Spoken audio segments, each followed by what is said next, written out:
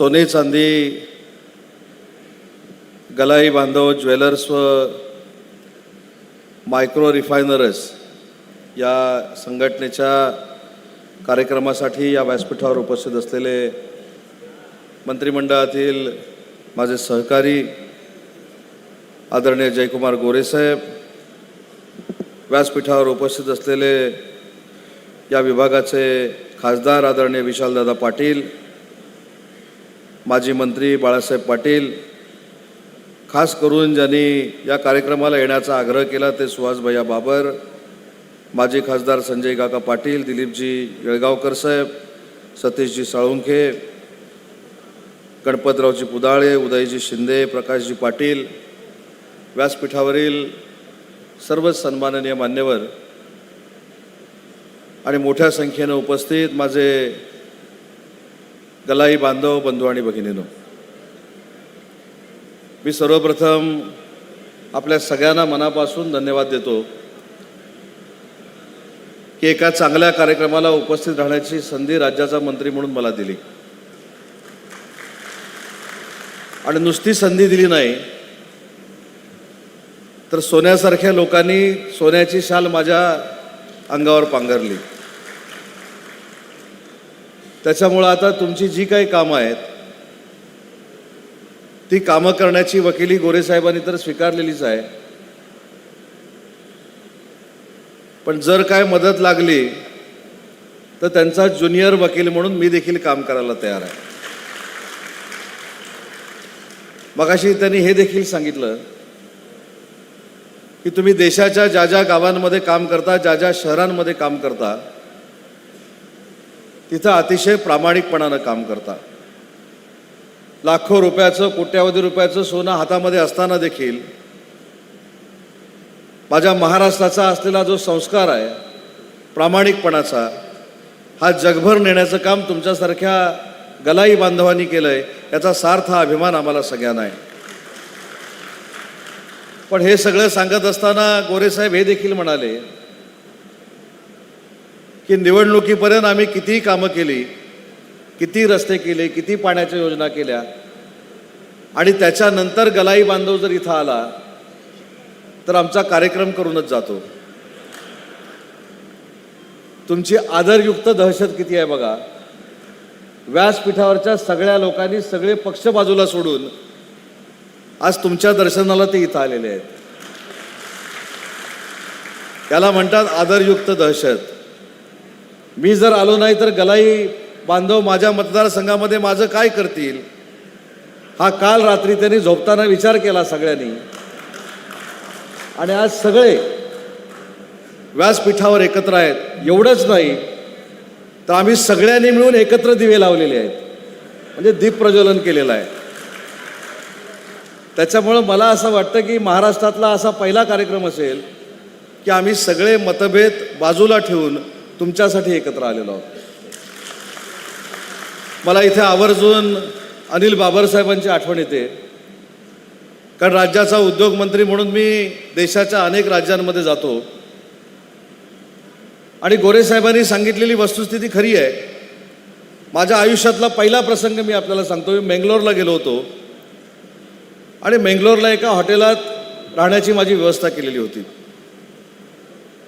त्या हॉटेलच्या गेटवर गेल्यानंतर एक 200-250 माणसं मला दिसली. मला वाटलं या राज्याचा कोणतरी दुसरा मंत्री कोणी येत असेल, त्यांचं स्वागत करायला ते आलेत. मी आपलं त्यांना कट मारत होतो तर त्यांनी मला सांगितलं की आम्ही तुमचं स्वागत करायला आलो. म्हटलं माझी ओळख ना पाळत, मला पण राष्ट्रीय नेता झाल्यासारखं वाटलं. मेंगलोरमध्ये माझा सत्कार होत होता.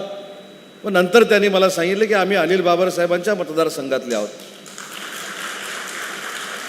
आणि अनिल बाबर साहेबांनी सांगितलं की माझा एक सहकारी त्याच्या उद्योग विभागाच्या कामासाठी मेंगलोरला येतोय, त्याचं जोरदार स्वागत झालं पाहिजे.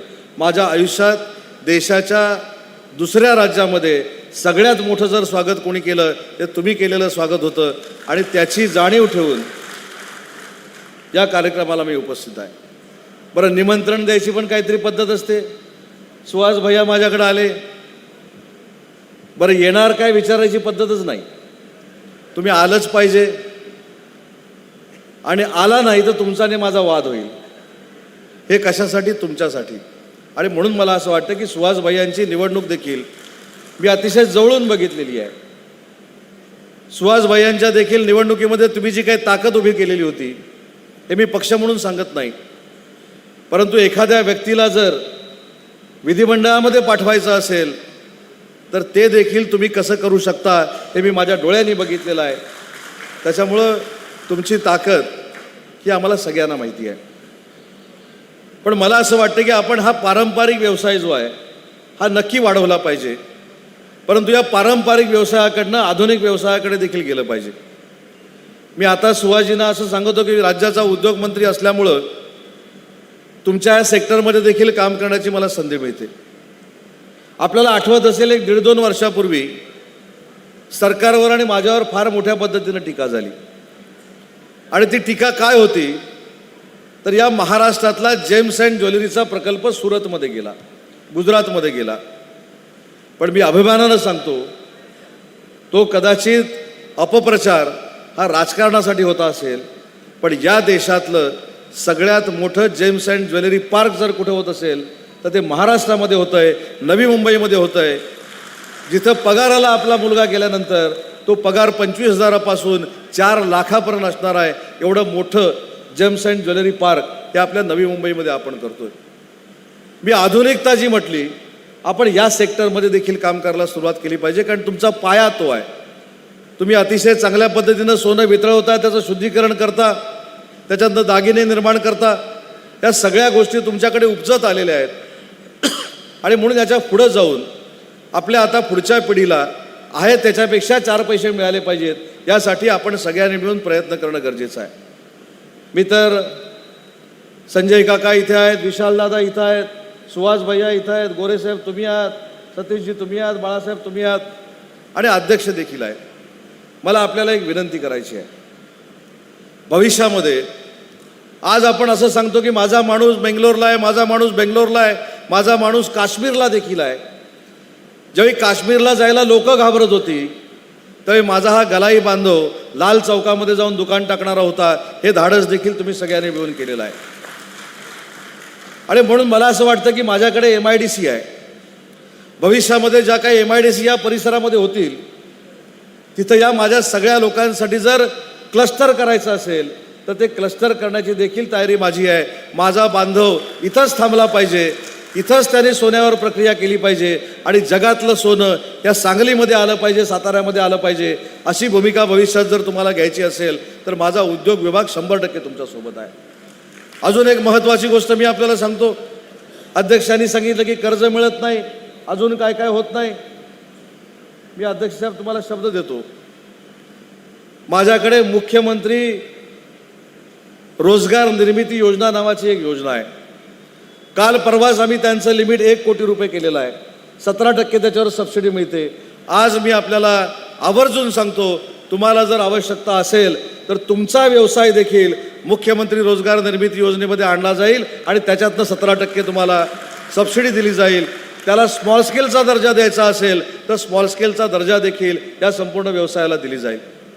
आज आम्ही इथं राज्यकर्ते म्हणून आलो आहे आणि राज्यकर्त्यांची देखील जबाबदारी आहे की जाताना तुम्हाला जे काय पाहिजे ते देऊन जाणं. पण तुम्हाला हे दिलंय म्हणून तुम्ही आम्हाला सोनं द्यायची काही आवश्यकता नाही. आम्ही तुमच्या प्रेमापोटी हे काम करतोय. त्याच्यामुळे तुम्हाला असं वाटायचं की गोरेसाहेब इथं आलेले आहेत, उदय सामंत इथं आलाय, तो आपलं काम करणार आहे, त्याच्यामुळे 10-15 तोळे त्याला सोनं द्यावं लागेल. अजिबात नाही. आम्हाला सोन्यासारखी माणसं बघायला मिळाली, हेच आमच्या आयुष्यातलं भाग्य आहे. आणि म्हणून तुमची सगळी कामं करणं ही आमची सगळ्यांची जबाबदारी आहे. आज आम्ही सगळे आमदार म्हणून, खासदार म्हणून, मंत्री म्हणून काम करत असताना एक विशिष्ट घटक जो आर्थिक नियोजनामध्ये आहे, जो आर्थिक क्रांती करतोय पण सगळी परराज्यामध्ये जाऊन करतोय, तो परत आपल्या गावाकडे आणणं आणि आपल्या गावाची आर्थिक ताकद वाढवणं ही देखील आमच्या सरकारची जबाबदारी आहे. आणि त्या जबाबदारीतनं मी अगदी आवर्जून इथं सांगतो की राज्याचे मुख्यमंत्री देवेंद्रजी फडणवीस असतील, राज्याचे उपमुख्यमंत्री एकनाथ शिंदे साहेब असतील किंवा अर्थमंत्री आणि उपमुख्यमंत्री अजितदादा असतील, हे महायुतीच्या सरकारमधले नेते नक्की तुमच्यासोबत राहतील आणि तुम्हाला आर्थिक ताकद कशा पद्धतीनं भविष्यात शासनामार्फत देता येईल यासाठी आम्ही प्रयत्न करू. हा शब्द खरं तर आम्ही इथे या ठिकाणी द्यायला आलो.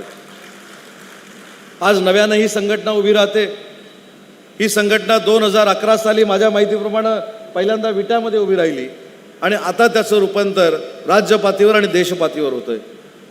संघटना उभी करणं आणि ती चालवणं हे किती कठीण काम आहे हे आम्हाला सगळ्या व्यासपीठावरच्या मंडळींना माहिती आहे, कारण आम्ही आमच्या परीनं आमच्या संघटनेचं काम करत आज इथपर्यंत पोहोचलेलो आहोत. पण संघटना स्थापन झाल्यानंतर 4-5 वर्षानं ज्यावेळी संघटना ही मोठी होईल त्या पदावर कोणी बसायचं याच्यासाठी कुठं वाद घालू नका, एवढीच माझी विनंती आहे.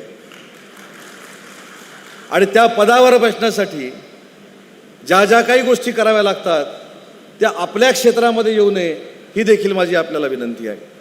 कारण शेवटी ही संघटना तुमच्या उद्धारासाठी असली पाहिजे, तुमच्या भवितव्यासाठी असली पाहिजे आणि तुमच्या भावी पिढीला ताकद देण्यासाठी असली पाहिजे. भावी पिढीचा विचार करून जर आपण संघटना चालवली तर भविष्यामध्ये हा जमलेला जो सगळा वर्ग आहे हा महाराष्ट्राच्या औद्योगिक क्षेत्राचं नेतृत्व करू शकतो, एवढी ताकद तुमच्या सगळ्यांमध्ये आहे. आणि म्हणून तुम्ही परराज्यामध्ये जे जाता त्या परराज्यामधनं तुम्हाला आपल्या राज्यामध्ये आणून, आपल्या जिल्ह्यामध्ये आणून, आपल्या तालुक्यामध्ये आणून हा व्यवसाय कशा पद्धतीनं वृद्धिंगत करता येईल यासाठी भविष्यामध्ये आमचा सगळ्यांचा प्रयत्न राहणार आहे. आज गोरे साहेबांनी मला येताना सांगितलं की 4 दिवसापूर्वी तुम्ही जी मंत्रालयामध्ये बैठक घेतली त्याचं पुढं काय होणार आहे इथं जाहीर केलं पाहिजे. ही बैठक काय होती तर या आजूबाजूच्या सगळ्या परिसरामध्ये 3,000 एकर क्षेत्रावर फार मोठी MIDC करण्याचं नियोजन आम्ही सगळे मिळून करतोय.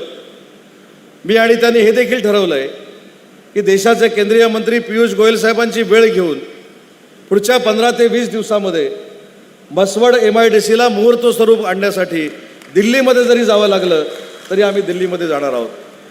आणि दिल्ली म्हणजे केंद्र शासन आणि राज्य शासन मिळून भविष्यात या मसवडमध्ये 3,000 एकरवर आम्ही MIDC करणार आहोत आणि त्याच्यातनं देखील हजारो लाखो मुलांना रोजगार देण्याची भूमिका भविष्यात या परिसरामध्ये घेतली जाणार आहे.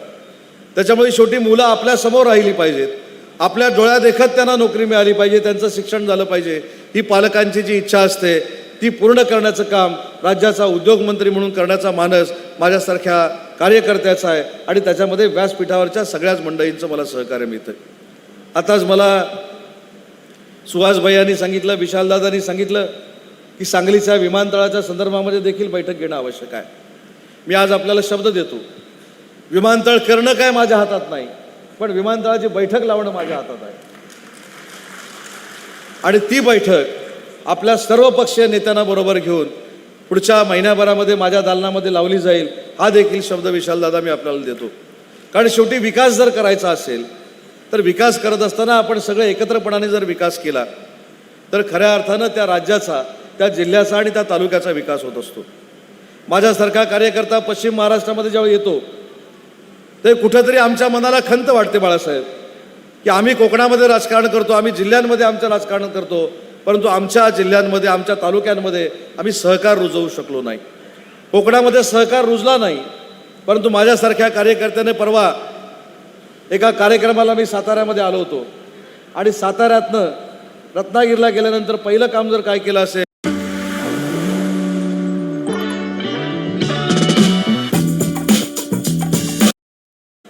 एवढ्यासाठीच सांगतोय की तुमच्या व्यासपीठावर बसलेल्यांमध्ये मार्गदर्शन करण्याची देखील ताकद आहे. आणि म्हणून उशिरा का होईना पण आमच्या कोकणामध्ये सहकार नेण्याचं काम माझ्यासारख्या कार्यकर्त्यांना तर सुरू केलेलं आहे. आणि म्हणून तुमच्याकडे सहकार आहे, तुमच्याकडे शेती आहे, तुमच्याकडे साखर कारखाने आहेत, तुमच्याकडे सूत गिरण्या आहेत, तुमच्याकडे हा सगळा मोठा व्यवसाय आहे. हा सगळा व्यवसाय हा जर आपण एकत्र केला तर पश्चिम महाराष्ट्र एवढा सुपीक प्रदेश कुठचा आहे असं मला तर वाटत नाही. आणि म्हणून तुमच्यासारख्या लोकांना राजकीय ताकद देणं, राज्यकर्ते म्हणून राजाश्रय देणं ही आमच्या सगळ्यांची जबाबदारी आहे. आणि तोच शब्द देण्यासाठी मी आणि गोरेसाहेब तिन्ही नेत्यांच्या साक्षीने इथं आलेलो आहोत. त्यांनी देखील इथं येताना मुख्यमंत्र्यांची परवानगी घेतली, त्यांना देखील सांगितलं की कार्यक्रमासाठी आम्ही कशासाठी जातोय.